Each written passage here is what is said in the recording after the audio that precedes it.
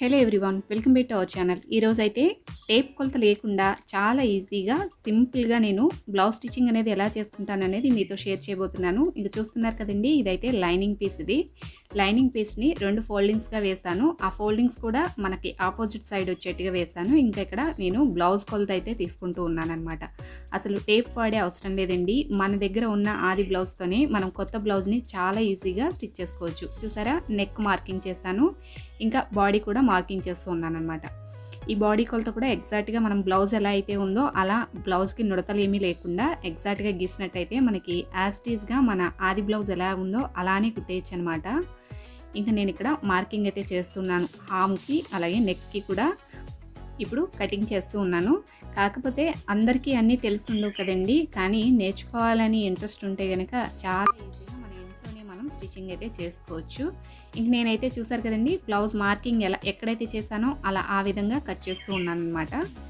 ఇంకా ఇది కట్ చేసిన తర్వాత దీంతోనే ఫ్రంట్ అనేది తీసేసుకోవచ్చు. చాలా సింపుల్. ఎందుకంటే మనకి ఫ్రంట్కి బ్యాక్కి వచ్చేసి 2 ఇంచెస్ తేడాలో ఉంటుంది. ఆ 2 ఇంచెస్ కూడా మనకి షేప్ పట్టి వస్తుంది కాబట్టి 2 ఇంచెస్ తేడాలో ఉంటుంది. ఇక్కడ చూస్తున్నారు కదండి, ఇంకా ఫ్రంట్ క్లాత్కి ఇలా వేసాను. ఇక్కడ చూసారు కదా, ఇది 2 ఇంచెస్ అనమాట. 2 ఇంచెస్ లోపలికి ఫోల్డ్ చేశాను. మిగతాదంతా కూడా యాజ్ టీజ్గా మార్కింగ్ చేసుకున్నామంటే సరిపోతుంది. ఫ్రంట్ నెక్ వచ్చేసి ఉక్సులు పట్టి ఉంటుంది కదా, అటువైపు మార్కింగ్ చేసుకోవాలి. ఫ్రంట్ నెక్కి అటువైపు మార్కింగ్ చేసుకుంటే సరిపోతుంది. మనకి ఫ్రంట్ నెక్ లోతు కూడా తెలుస్తుంది అనమాట. కొంచెం అవగాహన ఉంటే చాలు, స్టిచ్చింగ్ మీద చాలా ఈజీగా ఎవరైనా కూడా నేర్చుకోవచ్చు. చూసారు కదండి, ఇంకా బాడీకి అంతా కూడా మార్కింగ్ చేస్తూ ఉన్నాను.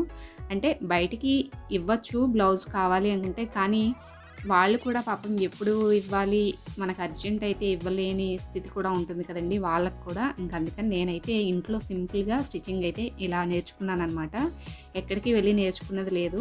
కొంచెం నాకు చిన్నప్పటి నుంచి స్టిచ్చింగ్ అంటే ఇంట్రెస్ట్, చూసి నేర్చుకున్నదే. ఎక్కడా కూడా ఏ కోచింగ్కి కూడా వెళ్ళింది లేదు.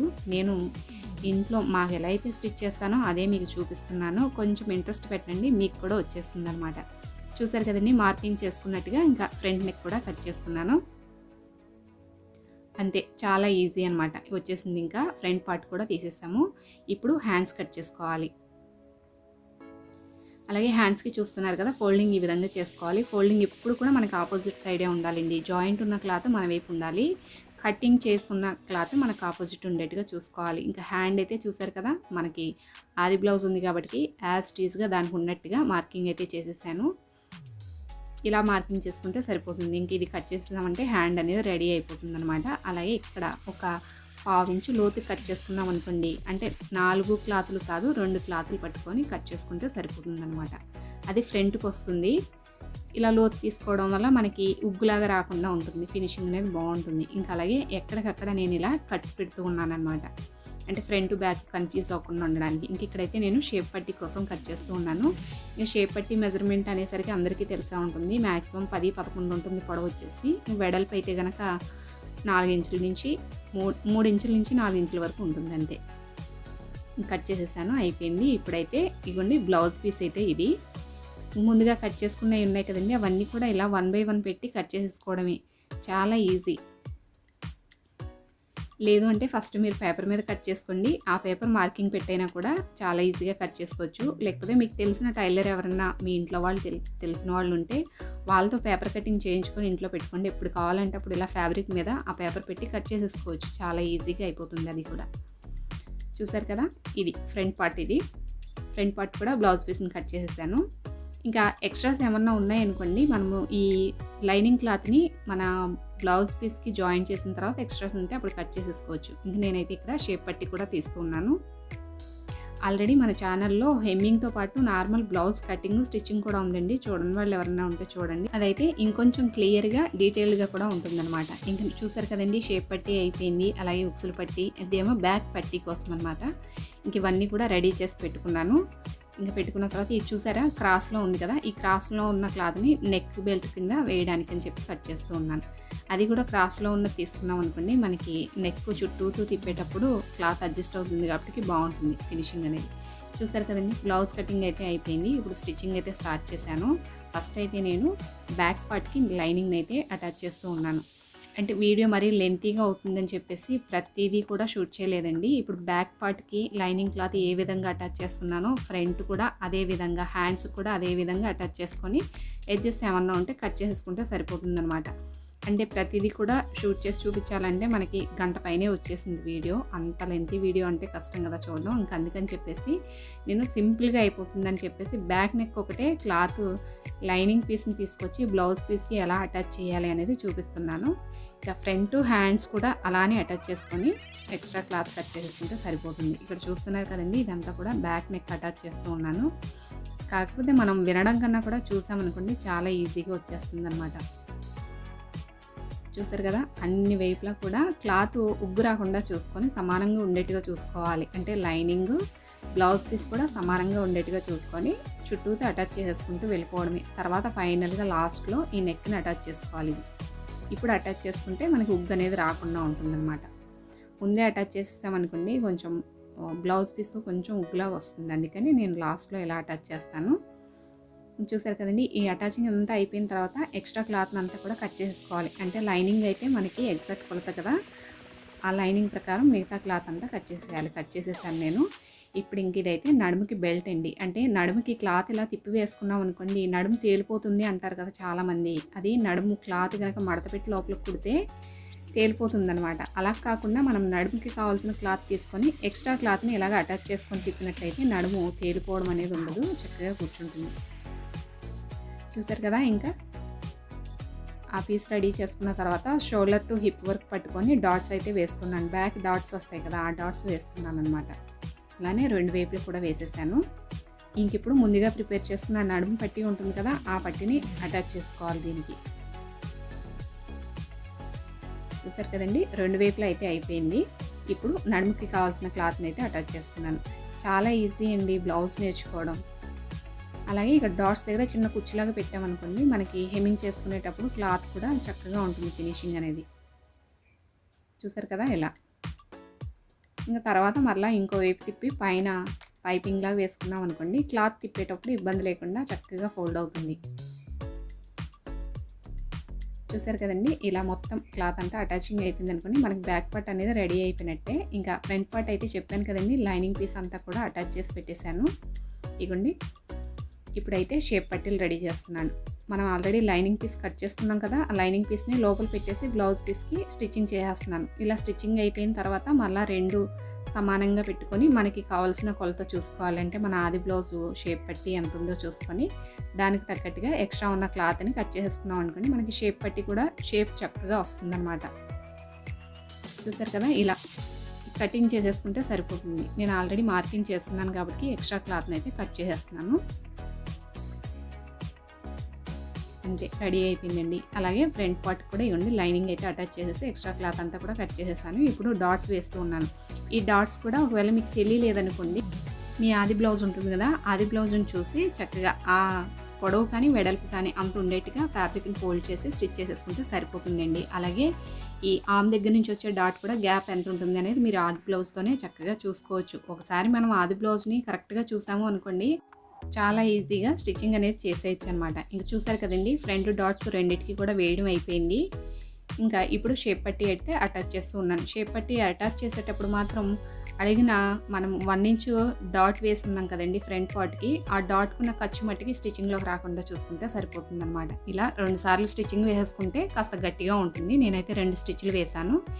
ఇంక ఇప్పుడు ఉక్సుల పట్టి కోసం అని చెప్పేసి ఇవ్వండి క్లాత్ని అయితే ఇలా జాయింట్ చేస్తూ ఉన్నాను. ఇంకా ఉక్సుల పట్టి కూడా చాలా ఈజీ అండి ఇది కూడా వేసుకోవడం.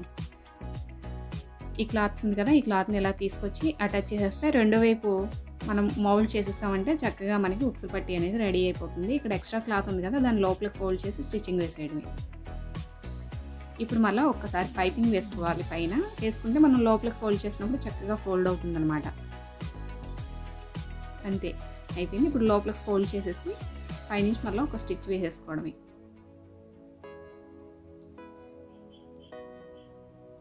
చూసారు కదా, ఇలా స్టిచ్చింగ్ వేసేసుకోవడమేనండి. ఇలా వేసుకున్న తర్వాత మరలా ఈ ఫ్రంట్ పార్ట్ అనేది ఉక్సుల పట్టి రెడీ అయింది కదా, ఇప్పుడు తాళ్ళు పట్టి కోసం అని చెప్పేసి ఇప్పుడు అడుగు నుంచి క్లాత్ పెట్టి పైకి ఫోల్డ్ చేసుకోవాలి. చూసారు కదా, ఇలా ఫోల్డ్ చేసుకొని మళ్ళీ లైన్గా స్టిచ్ వేసుకుంటూ వచ్చేస్తే మళ్ళీ అటువైపు నుంచి ఇటువైపు తిప్పామనుకోండి మనకి ఉక్సుల పట్టికి కావాల్సిన క్లాత్ అనేది రెడీ అయిపోతుంది. చూసారు కదా, ఇప్పుడు ఇలా ఫోల్డ్ చేసుకోవడమే.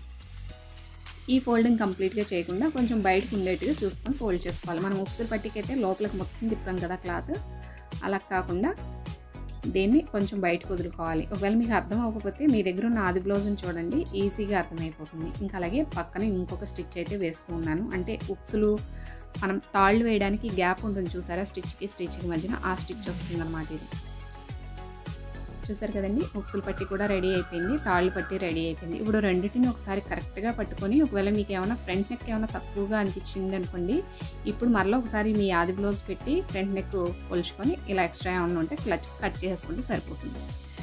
ఇంక ఇప్పుడు ఫ్రంట్ బ్యాక్ అయితే జాయింట్ చేస్తూ ఉన్నాను. షోల్డర్ మీద ఎప్పుడు కూడా 2 స్టిచ్చెస్ వేసుకోవాలండి, అప్పుడు గట్టిగా ఉంటుందన్నమాట. చూసారు కదా, ఇలా అలానే ఇంకొక వైపు కూడా వేసుకోవాలి.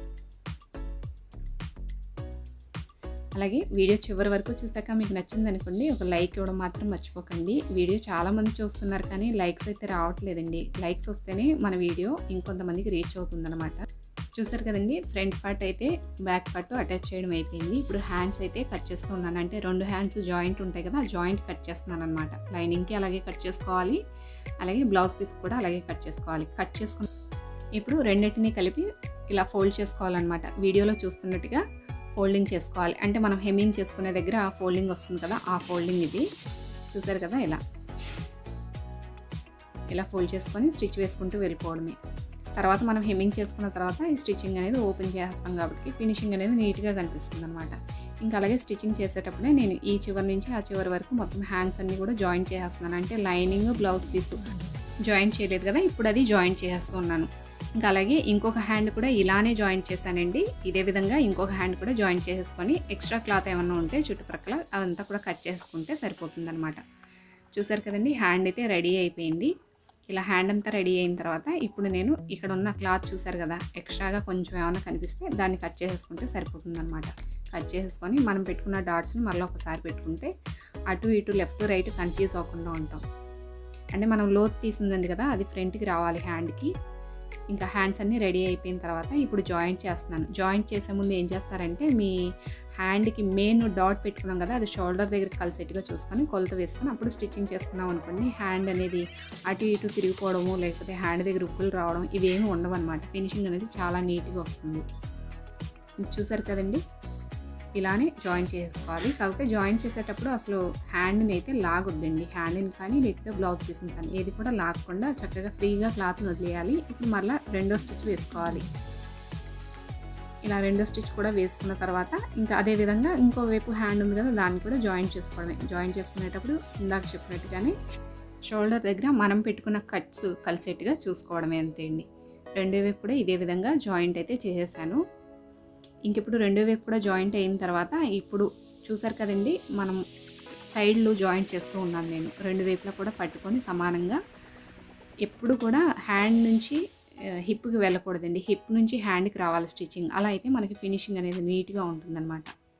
సైడ్ ఒకసారి అయితే అటు ఇటు జాయింట్ అయితే వేసేస్తూ ఉన్నాను. ఇలా వేసిన తర్వాత అప్పుడు బ్లౌజ్ మార్కింగ్ తీసుకొని ఆ మార్జిన్ ఎంతవరకు ఉందో చూసుకొని అప్పుడు స్టిచ్చింగ్ వేసుకున్నాం అనుకోండి, మనకి ఫిట్టింగ్ అనేది కరెక్ట్గా కుదురుతుందన్నమాట. చూసారు కదా, ఇలా ఫస్ట్ ఒకసారి స్టిచ్చింగ్ వేసుకున్న తర్వాత ఇప్పుడు మనం తీసుకున్న ఆది బ్లౌజ్కి ఎంతవరకు హ్యాండ్ ఉన్నది అనేది ఇప్పుడు కొలుచుకొని వేసుకుంటే సరిపోతుంది. అసలు టేప్తో పనే ఉండదండి స్టిచ్చింగ్ అయితే. బ్లౌజ్ మనకి బాగా కుదిరింది అనుకున్న బ్లౌజ్ ఉంటుంది కదా, ఆ బ్లౌజ్తో ఇలా కరెక్ట్గా కొలత తీసుకొని స్టిచ్చింగ్ చేయండి. చాలా ఈజీగా స్టిచ్చింగ్ అనేది చేసేయచ్చు. చూసారు కదా, ఫస్ట్ హ్యాండ్కి మళ్ళీ మిడిల్లో ఒకసారి మార్జిన్ తీసుకున్నాను. అలాగే మన ఆర్మ్ దగ్గర ఒకసారి తీసుకోవాలి. ఇంకా లాస్ట్గా హిప్ దగ్గర ఒకసారి కొలత తీసుకొని సైడ్లో స్టిచ్చింగ్ అనేది చేసేస్తున్నాను.